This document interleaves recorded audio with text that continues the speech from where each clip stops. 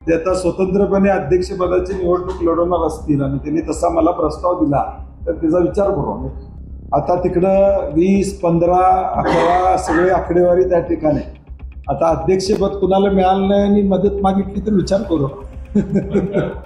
ते तुम्ही आता बघितलं राष्ट्रवादीचे 20 आणि आमचे 18, म्हणजे तुम्ही बघितलं तर 38चा आकडा, म्हणजे मेजॉरिटी राष्ट्रवादी आणि काँग्रेसची तशी जिल्ह्यामध्ये दिसते. आता शेवटी ते महायुती म्हणून लढलेले आहेत, सत्तेत आहेत, ते महायुती म्हणूनच त्यांच्याबरोबर राहणार, त्यामुळे ते काय आमच्याबरोबर येतील अशी अपेक्षा नाही. वोट चोरी हा विषय, मतदार यादीतला घोळ हा विषय महत्त्वाचा, की मतदार यादीत दुबार नावं असणं. आमची भूमिका अजून काँग्रेस पक्ष म्हणून ती आहे की दुबार नावं जी आहेत ती तुम्ही वगळली पाहिजेत. एकाच ठिकाणी एका माणसाचं नाव असलं पाहिजे. मला वाटतं उद्याचा डाव आज सांगण्यात मजा नसते. कारण की उद्याची खेळ आज कशी सांगणार. अजून 2 वर्ष आहेत माझ्या निवडणुकीला. माझी मुदत 2028ला संपते.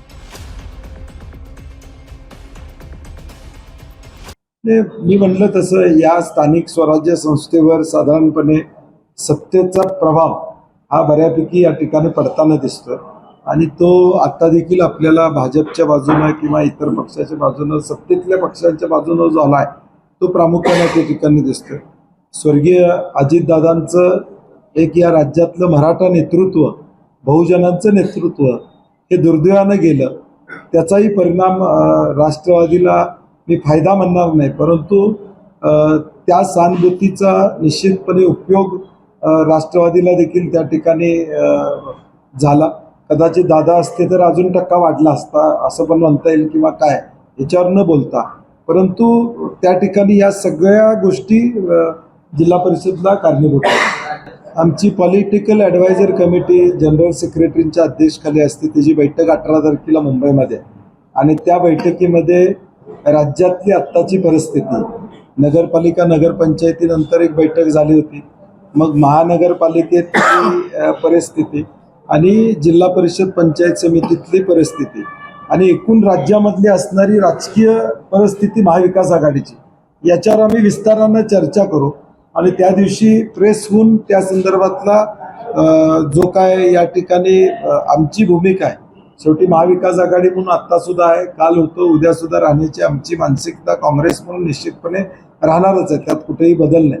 परंतु आता शेवटी पॉलिटिकल ॲडवायझरी कमिटी जी आमची आहे प्रमुख लोकांची, त्यामध्ये या सगळ्यांवर विस्ताराने चर्चा होईल. मला वाटतं वरिष्ठांची भूमिका अशीच आहे की जिथं तुम्हाला शक्य असेल तिथं आघाडी करा, जिथं स्वतंत्र लढायचं तिथं तुम्ही स्वतंत्र लढा, त्याची मुभा वरिष्ठांनी दिलेलीच आहे. परंतु एक मेसेज आता महाराष्ट्रामध्ये 100% गेलेला आहे की भाजपच्या विरोधात विरोधी पक्ष म्हणून कणखरपणे भूमिका कोण बजावते तर ती काँग्रेस, पॅन महाराष्ट्र. मी ज्यावेळी विदर्भापासून पश्चिम महाराष्ट्राचा विचार करतो त्यावेळी पॅन महाराष्ट्र विरोधी पक्ष कोण तर काँग्रेस, हे साधारणपणे आता लोकांच्या लक्षात आलेलं आहे. आणि म्हणून विरोधी पक्षात असण्याच्या ज्या जबाबदाऱ्या आहेत त्या जबाबदाऱ्या उद्याच्या भविष्य काळात कणखरपणे आम्ही पार पाडणार. आता तिकडं 20, 15, 11 सगळे आकडेवारी त्या ठिकाणी. आता अध्यक्षपद कुणाला मिळालं नाही आणि मदत मागितली तर विचार करू. नाही, जनतेच्या मनातली इच्छा पूर्ण हो. ते तुम्ही आता बघितलं राष्ट्रवादीचे 20 आणि आमचे 18, म्हणजे तुम्ही बघितलं तर 38चा आकडा, म्हणजे मेजॉरिटी राष्ट्रवादी आणि काँग्रेसची तशी जिल्ह्यामध्ये दिसते. आता शेवटी ते महायुती म्हणून लढलेले आहेत, सत्तेत आहेत, ते महायुती म्हणूनच त्यांच्याबरोबर राहणार, त्यामुळे ते काय आमच्याबरोबर येतील अशी अपेक्षा नाही.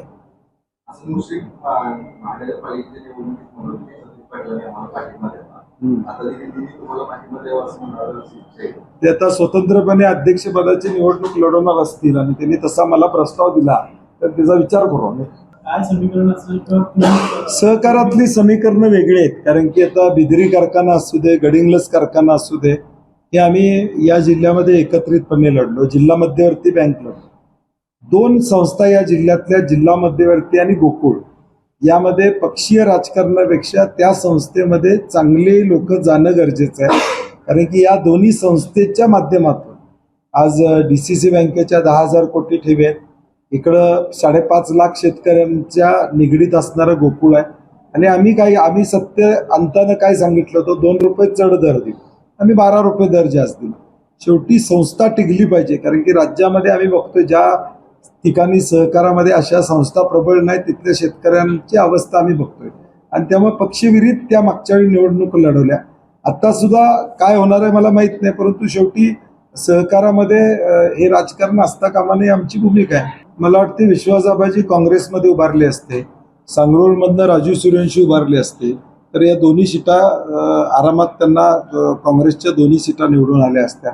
परंतु कदाचित काही समीकरणं त्यांना वाटली असतील शिवसेनेच्या बाजूने आहेत म्हणून तो निर्णय घेतला. परंतु शेवटी लोकांनाही निर्णय काही मान्य असावे लागतात, कारण की ते 50 वर्ष झालं काँग्रेस म्हणून राहिले होते आणि अचानक बदलल्यामुळे कदाचित त्याचा फटका त्यांना बसला असेल. नाही आता मला वाटतं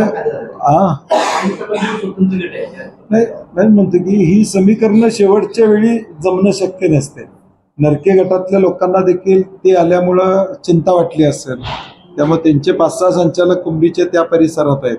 त्यांच्यातल्या कोणी काय आतनं काय केलं का मला माहीत नाही, परंतु शेवटी एवढ्या वर्ष त्यांच्यावर लढाई केली होती आणि तेच एकदम जवळ आल्यामुळे कदाचित तो इनसिक्युरिटी नरके गटात निर्माण झाली असेल. कारण की आता त्यांच्या मतदारसंघातल्या 6 जागा आहेत करवीरमध्ये, त्यामध्ये त्यांची फक्त एकच वडंग्याची जागा साधारणपणे आलेली आहे. त्या मतदारसंघात काँग्रेसला 2 जागा म्हणजे जुन्या मिळालेल्या आहेत, राष्ट्रवादीला त्या ठिकाणी मिळालेल्या आहेत. मला वाटते आत्मचिंतन करावं लागेल त्यांना.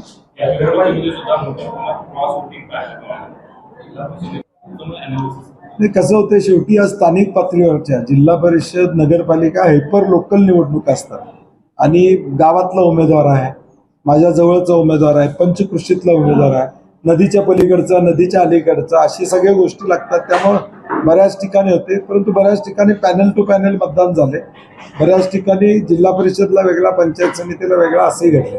वोट चोरी हा विषय मतदार यादीतला घोळ हा विषय महत्वाचा आहे की मतदार यादीत दुबार नावं असणं. आमची भूमिका अजून काँग्रेस पक्ष म्हणून ती आहे की दुबार नावं जी आहेत ती तुम्ही वगळली पाहिजेत, एकाच ठिकाणी एका माणसाचं नाव असलं पाहिजे, ती आमची भूमिका सातत्याने आहे.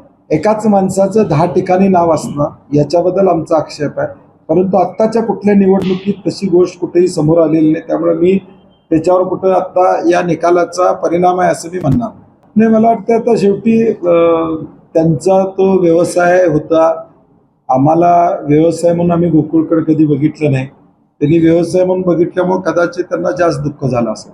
मी मागच्या वेळी म्हणलं तसं शेवटी जिल्हा काँग्रेस म्हणून मला जिल्ह्यामध्ये काँग्रेस वाढवणं ही माझी जबाबदारी आहे.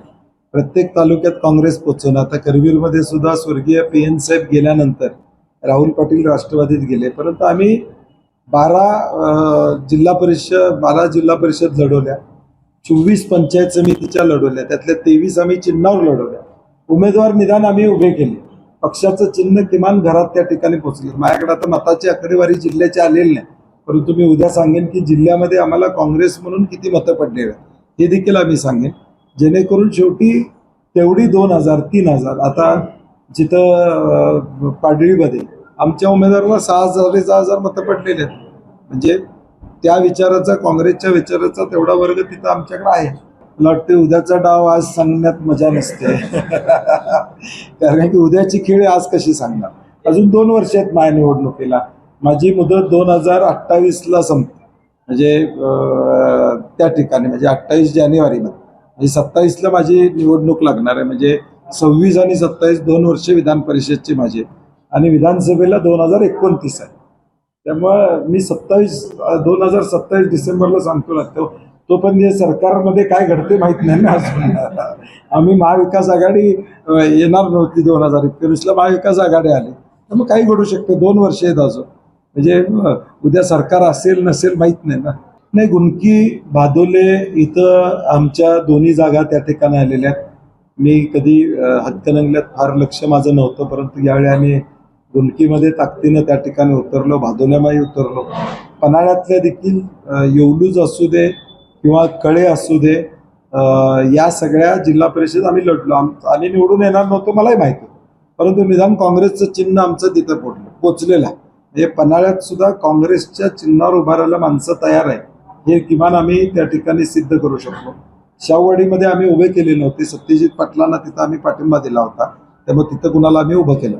गगनबावडा पंचायत समिती ही आमच्या विचाराची त्या ठिकाणी राहिलेली आहे आणि त्यामुळे आत्ता देखील निकाल हा अपेक्षेप्रमाणे आला. दरवेळी आमच्या 3 जागा येतातच. आता 100% निकाल लागला. 4ही पंचायत समिती आणि 2ही जिल्हा परिषद या मताधिक्याने आलेल्या गगनबावडाकरांचंही मनापासून मी धन्यवाद या ठिकाणी देतो. नाही, शेवटी काय आरक्षण पंचायत समितीच्या सभापतीचं पुन्हा काय आहे आणि ती सीट कुणाची निवडून आली ह्याच्यावर सगळी गणितं ठरणार आहे. कारण की पंचायत समितीचं आरक्षण शेवटी काय आणि ती सीट समजा कुणाकडे नसेल आणि इकडं आली निवडून आली असेल कुणा त्याच माणसाला शेवटी ते द्यावं लागणार ना, कारण की आरक्षणाची सीट आहे. काय होते बघूया. डॉक्टरांनी ऍडमिट होण्याचा सल्ला दिलाय, पण स्पेशल रूम परवडत नाही. मग टेन्शन घेऊ नका. सूर्य हॉस्पिटलने प्रथमच अगदी कमी किमतीत सर्व सोयींयुक्त आणि रुग्णांची गरज लक्षात घेऊन बजेट फ्रेंडली रूम्स उपलब्ध केले आहेत. कॅशलेस सुविधांसह खिशाला परवडणाऱ्या किमतीत budget friendly economic special room. पत्ता कोंडावळ चौक, लक्ष्मीपुरी, कोल्हापूर. संपर्क 9822 63 54 69.